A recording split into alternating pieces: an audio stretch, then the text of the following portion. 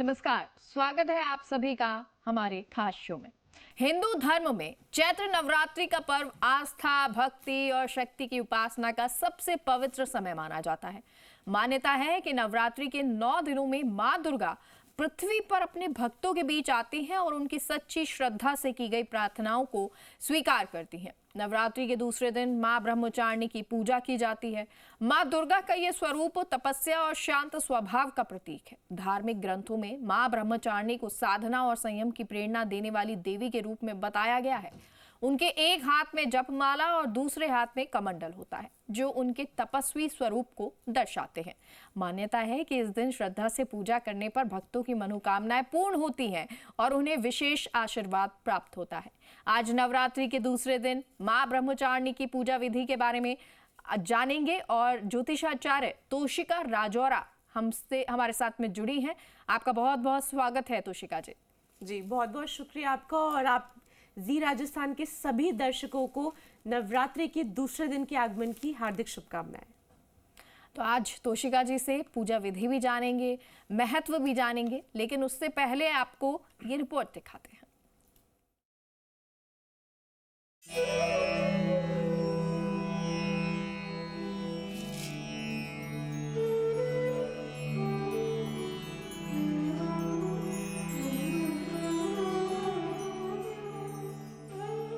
माँ दुर्गा की आराधना के लिए चैत्र नवरात्र का पर्व सबसे शुभ माना जाता है।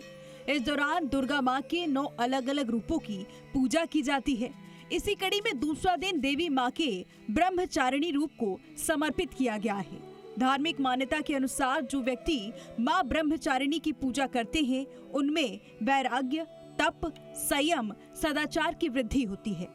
उस व्यक्ति का मन कठिन से कठिन परिस्थिति में भी नहीं डगमगाता। कहा जाता है कि माँ ब्रह्मचारिणी अपने भक्तों के दुर्गुणों, मलिनता और दोषों को दूर करती हैं। आपको बता दें कि कैसे माँ दुर्गा के रूप को माँ ब्रह्मचारिणी का नाम दिया गया। धार्मिक ग्रंथों के अनुसार माँ दुर्गा का जन्म पार्वती के रूप में पर्वतराज के यहाँ हुआ था। देवर्षि नारद के कहने पर ही माता पार्वती ने भगवान शिव को पति के रूप में पाने के लिए कठिन तपस्या की थी। हजारों वर्षों के कठोर तप के कारण ही इनका नाम तपस्याचारिणी या ब्रह्मचारिणी पड़ा। मान्यता है कि माता पार्वती ने कठिन तप में कई वर्षों तक निराहार और अत्यंत कठोर तप करके भगवान शिव को प्रसन्न कर लिया। देवी माँ ब्रह्मचारिणी को गुड़हल और कमल का फूल बेहद पसंद है और इसीलिए इनकी पूजा के दौरान इन्हीं फूलों को देवी माँ के चरणों में अर्पित करें। चूँकि माँ को चीनी और मिश्री काफी पसंद है, इसीलिए माँ को भोग में चीनी, मिश्री और पंचामृत का भोग लगाएं। माँ ब्रह्मचारिणी को भोग में चीनी या गुड़ अर्पित करना बेहद शुभ माना गया है।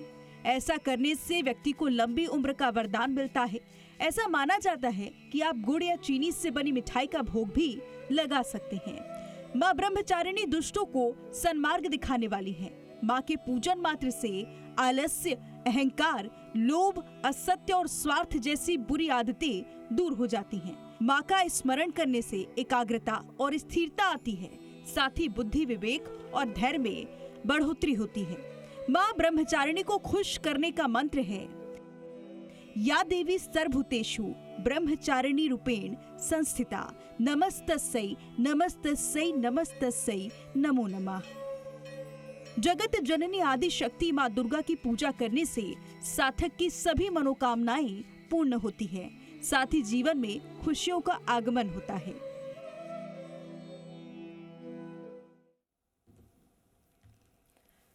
तो आज नवरात्रि के दूसरे दिन माँ की पूजा आपको कैसे करनी है जिससे माता आप पर प्रसन्न हो जाए, आज ये जानेंगे। तोशिका जी, सबसे पहले तो माँ ब्रह्मचारिणी का स्वरूप क्या है और महत्व क्या है, वो जानना चाहिए। बिल्कुल, आपने बहुत ही अच्छा प्रश्न पूछा, क्योंकि आज बात होगी माँ दुर्गा के दूसरे स्वरूप के बारे में।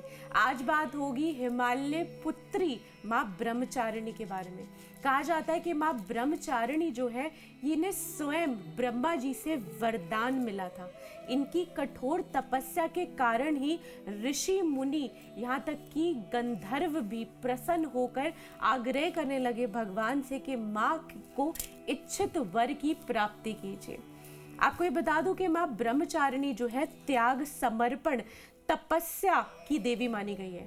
जब भी जीवन में काफ़ी ज़्यादा अहंकार बढ़ जाए या आपको लगे कि आपके जीवन में स्थिरता नहीं आ रही है, तो माँ ब्रह्मचारिणी की आप पूजा अवश्य करें। माँ ब्रह्मचारिणी आपके जीवन में आपको बल प्रदान करती है, आपके जीवन में आपको कॉन्फिडेंस के साथ साथ सही डिसीजन करने की क्षमता देती है। माँ के स्वरूप के बारे में बात करें तो माँ ब्रह्मचारिणी यानी कि जो पूरी तरीके से ब्रह्म का चारण करती हो। आप ये देखेंगे कि माँ ब्रह्मचारिणी सफ़ेद यानी श्वेत वस्त्रों में माँ जो होती है वो विराजमान होती है कमल के पुष्प पे। साथ के साथ माँ की 2 भुजाएं होती है, जिसमें एक भुजा में आपको कमंडल मिलेगा और दूसरी भुजा में माँ जो है तपस्या की माला यानी कि जाप की माला धारण करे होती है।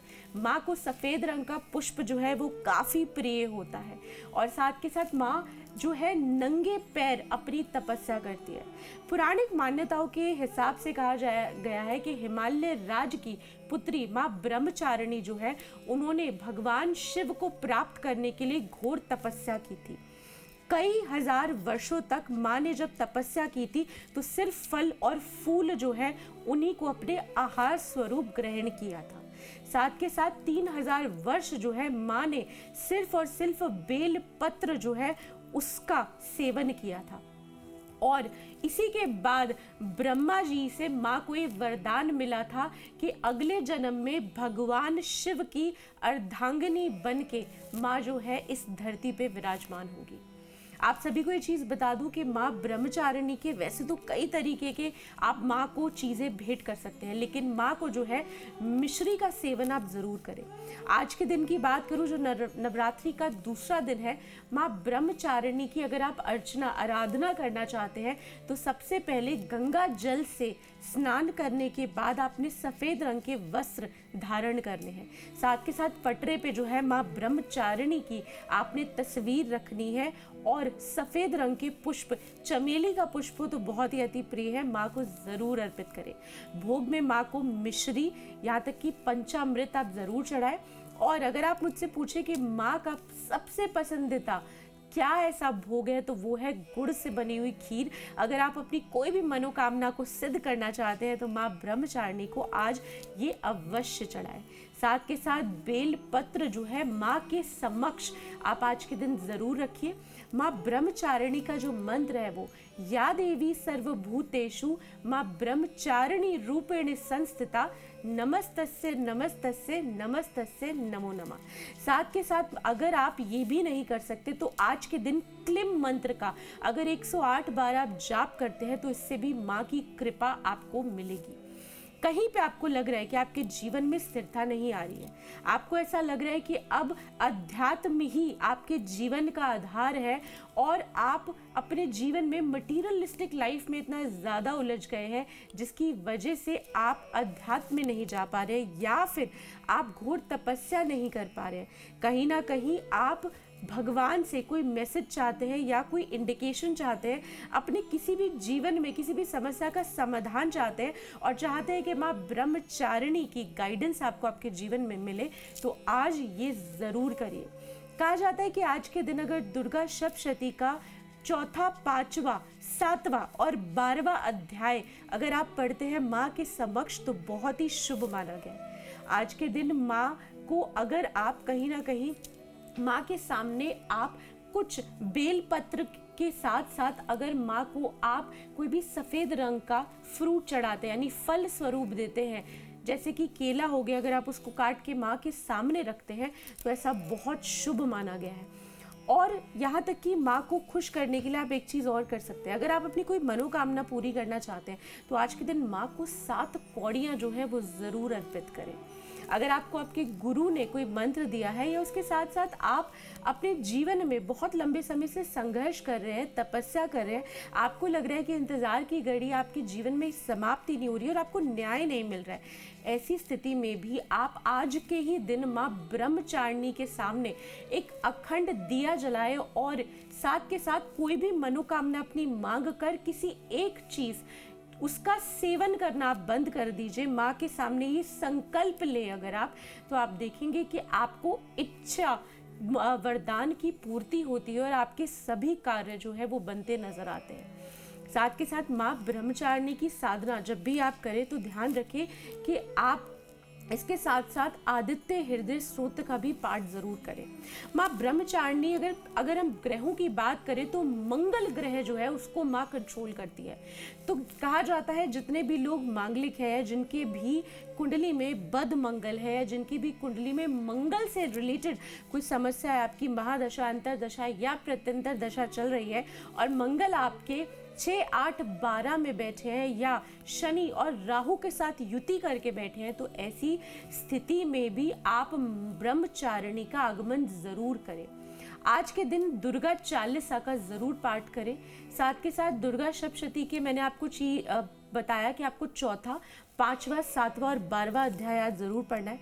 अगर आप सिद्ध कुंजिका का पाठ करते हैं और ये संकल्प लेते हैं कि ना केवल सिर्फ आज माँ के दूसरे दिन बल्कि आप पूरे 9 के 9 दिन अगर आप सिद्ध कुंजिका रोज 7 बार पढ़ते हैं तो यकीन मानिए आपकी कोई भी साधना हो, आपका कोई भी बल हो, आपकी कोई भी मनोकामना हो या फिर आपका कोई भी ऐसा त्याग हो, वो माँ अपने चरणों में ज़रूर लेती हैं और आज के दिन आपको इच्छा के वर की प्राप्ति ज़रूर हो जाती है। बिल्कुल। और तोशिका जी, ये हम हालांकि आपने पूजा भी बताई कि हमको करनी है, कैसे माँ जो है हम पर प्रसन्न होंगी, दुर्गा सप्तशती का भी आपने जिक्र किया, लेकिन क्योंकि पूजा का पहले जिक्र कर लेते हैं जी। पूजा जो आपने बताई, क्या कुछ खास हमें और ख्याल रखना है या कुछ ऐसी चीज़ की नहीं, पूजा अगर आप कर रहे हैं नवरात्रि में या आज कर रहे हैं दूसरे दिन, तो ये काम आपको नहीं करना? जी बिल्कुल। सबसे पहले मैं एक चीज़ बोलूँगी कि जब भी आप माँ की पूजा करें, किसी भी देवी की आप पूजा करें, तो आप कोशिश करें कि आपका जो फेस होना चाहिए वो नॉर्थ ईस्ट के टुवर्ड्स होना चाहिए। कहा जाता है कि ऐसी स्थिति में जिस भी देवी देवता का आप आवाहन कर रहे हैं, जिस भी देवी देवता को आप प्रसन्न करना चाह रहे हैं, उनका कनेक्शन जो है आपसे बहुत बेहतरीन तरीके से बैठ जाता है। साथ के साथ आज आपको एक चीज़ और करनी है कि जब आप माँ का मंत्रों का जाप करें या दुर्गा सप्तशती पढ़ते हैं, सिद्ध कुंजिका पढ़ते हैं, दुर्गा चालीसा अगर आप पढ़ते हैं, तो ऐसी स्थिति में एक चीज़ आप ज़रूर कोशिश कीजिए कि आप पानी का एक पात्र यानी जल का पात्र जो है वो ज़रूर अपने सामने रखिए और कोशिश कीजिए कि एक एक मंत्र, एक एक पाठ करने के बाद आप उस जल को जो है इमेजिन कीजिए कि आपकी जितनी भी ऊर्जा है, जितनी भी पॉजिटिव उस पाठ की शक्ति है, माँ की शक्ति है, वो सभी उस जल में जा रही है। अगर आपके घर में कोई नेगेटिविटी है तो आप क्या कर सकते हैं कि पूजा समाप्त होने के बाद इस जल को जो है पूरे अपने घर में आप छिड़किए। अगर आपको लगता है कि आप किसी मनोकामना की प्राप्ति के लिए ये कर रहे हैं तो ऐसी स्थिति में उस जल को आप खुद ग्रहण कीजिए। अब क्या आपको नहीं करना है, आज के दिन आप कोशिश करिए कि आप जो है जो भी कूड़ा है आपके घर से जो है वो दिन के समय में आप ना निकालिए। आज के दिन कोशिश करिए कि जितना भी कूड़ा है उसको आप इकट्ठा कर लीजिए और आप रात्रि के समय करिए। आज के दिन जो है आप अपने दहलीज पे रंगोली ज़रूर बनाइए।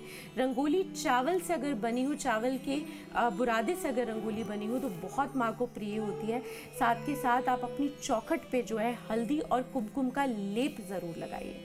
साथ के साथ एक चीज़ आप ध्यान रखिए कि जब भी आप माँ की आराधना कर रहे हो उस समय पे कोई त्रुटि आपसे ना हो, इसके लिए संकल्प लेके माँ से पहले ही आपको क्षमा मांग लेनी है, ताकि अगर कोई मंत्र उच्चारण करते समय या कोई पाठ करते समय आपसे कोई गलत तरीके से कोई चीज़ प्रोनाउंसिएट हो जाती है या उच्चारण गलत हो जाता है तो ऐसी स्थिति में माँ चीज़ों को आपके समक्ष ही रखे और आपके लिए चीज़ें बेहतरीन ही बनाए और आपकी त्रुटि को जो है माँ माफ़ कर दे। साथ के साथ आज के दिन माँ को 2 लौंग के जोड़े चढ़ाने का भी बहुत अच्छा महत्व है। कहा जाता है कि माँ ब्रह्मचारिणी जो है ब्रह्मा जी से जिनको वरदान मिला था और जो ब्रह्मचर्य का पालन करती हैं, जो हमें जीवन में सिखाती है कि किस प्रकार से आप अध्यात्म में बढ़कर भी अपने जीवन की सारी सफलताओं को प्राप्त कर सकते हैं, चाहे वो आपका घर हो, आपका करियर हो या फिर कहीं ना कहीं आपके जीवन में कोई शुभता ही क्यों ना हो।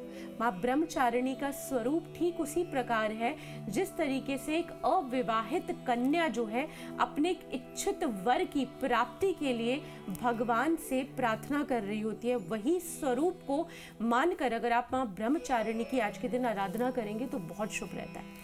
साथ के साथ आज के दिन जो है अपने घर में फिटकरी और नमक का पोचा जो है वो ज़रूर लगाएं। जितने भी व्यूअर्स देख रहे हैं, अगर आपने ऑलरेडी ये कर लिया है तो ऐसी स्थिति में आपको परेशान होने की ज़रूरत नहीं है। आप जल में थोड़ा सा फिटकरी का पाउडर और अगर आप रॉक सॉल्ट यानी कि सेंधा नमक मिला देते हैं, उस जल को भी अगर आप अपने घर में छिड़कते हैं आम के पत्ते के साथ या नॉर्मल भी अगर आप छिड़कते हैं तो बहुत ही शुभ रहता है।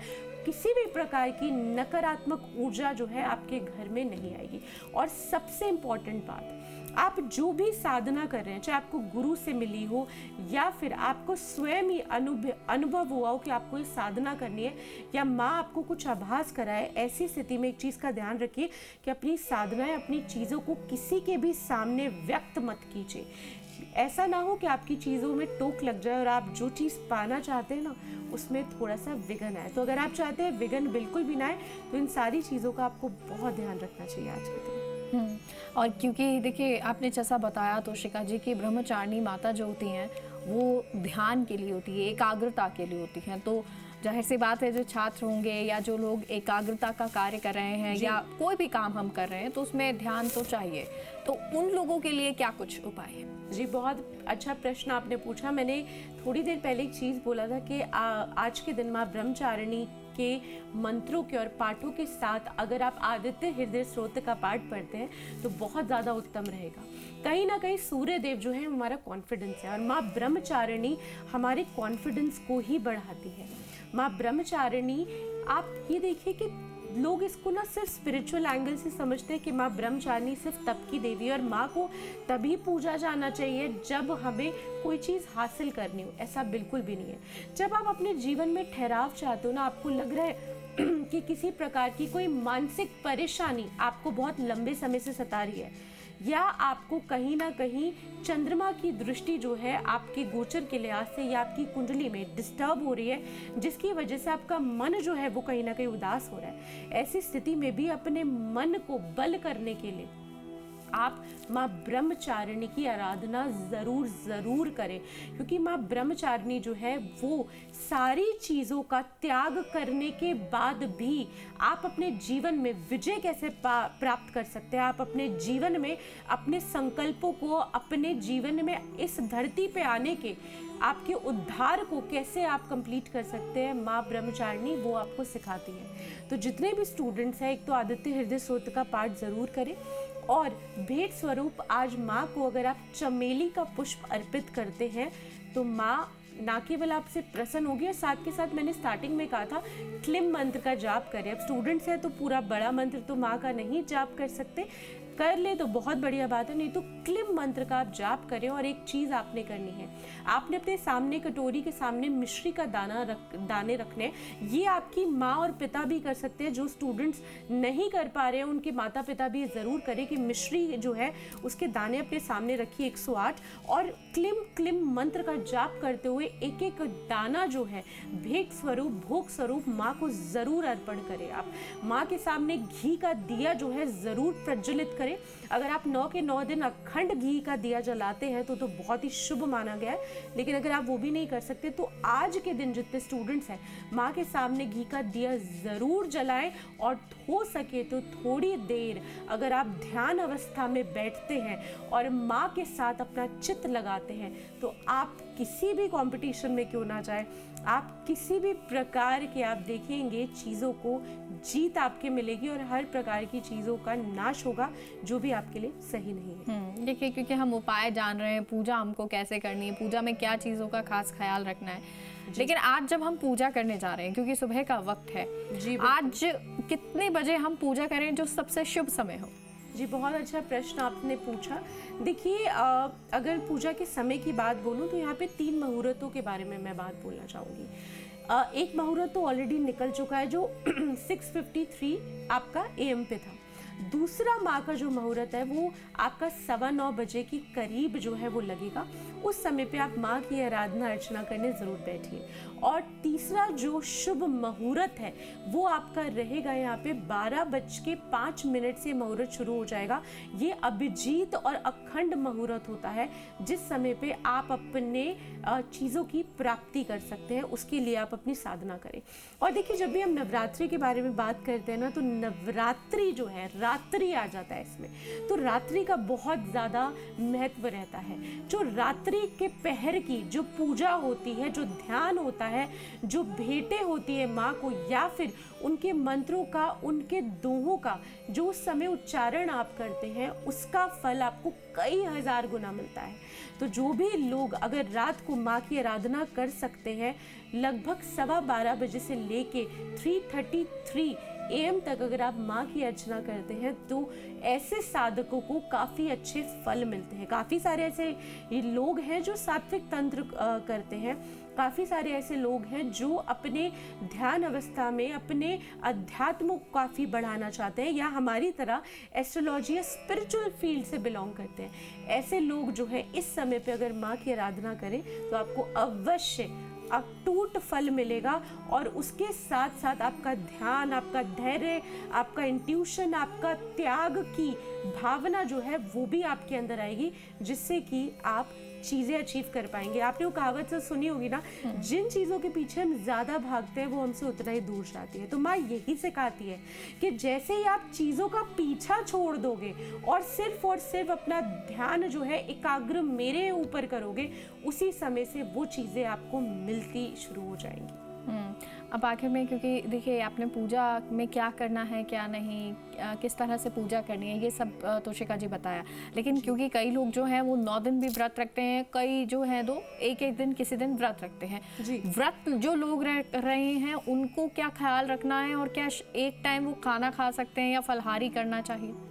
देखिए, व्रत जो है, पहली बात, व्रत जो है आप ये देखिए कि जितनी भी प्रेग्नेंट लेडीज़ है वो, उनको हम नहीं बोल सकते कि वो दिन में एक ही बार जो है फल या फिर कोई भी आहार जो है वो ग्रहण करें। आप बिल्कुल कर सकते हैं, अगर दिन में 2 बार आपको लगता है, बिल्कुल कर सकते हैं। कोशिश कीजिए कि ऐसी स्थिति में जब भी आप व्रत रखें ना, तो आप लिक्विड का इंटेक ज़्यादा रखें।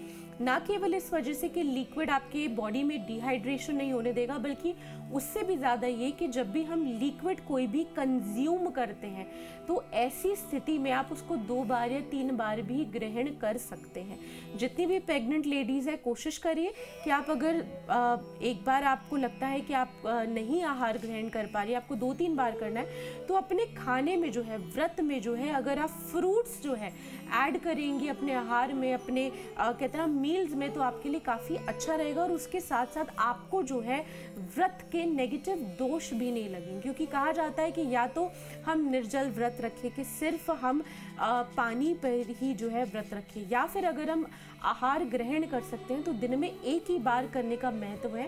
तो ऐसी स्थिति में जितने भी बूढ़े हैं, बच्चे हैं या प्रेग्नेंट लेडीज़ हैं, वो बिल्कुल ग्रहण कर सकती हैं। लेकिन अगर वो दूध का, लिक्विड चीज़ों का या फ्रूट्स का इंटेक कर लें, तो वो दिन में 2-3 बार भी ज़रूर ग्रहण कर सकते हैं। वहीं पे बात करते हैं जितने भी लोग जो व्रत रख रहे हैं, जो बिल्कुल स्वस्थ है, ऐसी स्थिति में आप कोशिश कीजिए कि आप व्रत से संबंधित चीज़ें ही जो हैं उन्हीं को आप ग्रहण करिए। और कोशिश कीजिए कि कम से कम आप सात्विक भोजन तो करेंगे, साथ के साथ मसाले जो होते हैं उनका कम से कम सेवन करिए। देखिए, बहुत लोगों के घर में अलग अलग प्रकार की रीत होती है, लेकिन जनरली कहा गया है शास्त्रों के अनुसार कि इस दिन अगर आप काली मिर्च, हरी मिर्च, धनिया, अदरक और उसके साथ साथ अगर आप नमक का, सेंधा नमक का सेवन करते हैं, तो ये व्रत जो है अटूट रहता है। इससे ज़्यादा आप चीज़ों का अगर प्रयोग करते हैं तो कहीं ना कहीं, देखिए, आपकी वो धार्मिक मान्यता है, पर कहीं ना कहीं शास्त्र जो है वो उसे सपोर्ट नहीं करता। ठीक है, बहुत बहुत शुक्रिया तोशिका जी हमारे साथ जुड़ने के लिए, इतनी सारी जानकारी देने के लिए। तो फिलहाल माँ ब्रह्मचारिणी की आपको कैसे पूजा करनी है, आज के दिन आप कैसे माँ को प्रसन्न करें, ये आपको बताया है। तो उम्मीद करते हैं ये नवरात्रा आपके लिए सुख, समृद्धि, खुशियाँ लेकर आए। फिलहाल के लिए इतना ही, नमस्कार।